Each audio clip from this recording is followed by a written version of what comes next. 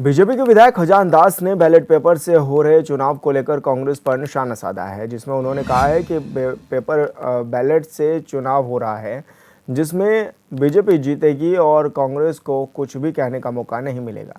इसी बयान पर पलटवार करते हुए कांग्रेस के वरिष्ठ नेता भुवन कापड़ी ने आज चैनल संवाददाता से खास बातचीत की है।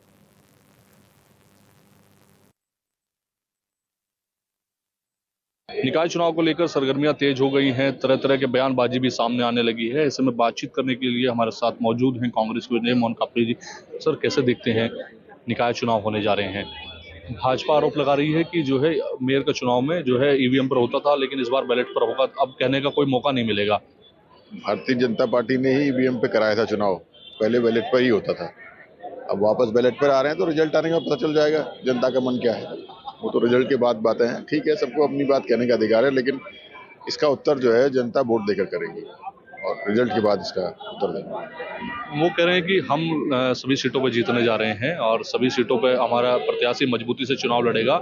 1 साल बाद लेकिन चुनाव हो रहा है, उसको कैसे देखते हैं? देखिए, भारतीय जनता पार्टी जो 5 साल पहले तिथि तय हो गई थी नगर पालिका नगर निगम की, उसको नहीं करा पाई, तो जो है जाहिर आज 1 साल लेट इन्होंने किया है इसको।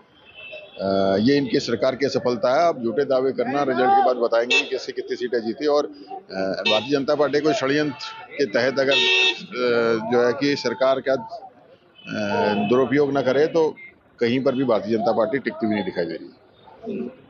तो ये थे मोहन काबरी जी, कांग्रेस वरिष्ठ नेता, जिन्होंने कहा कि पहले वही जो है ईवीएम पे चुनाव कराते थे, इस बार वो बैलेट पर करा जा रहे हैं, लेकिन इस बार जनता उन्हें सबक सिखाने का काम करेगी।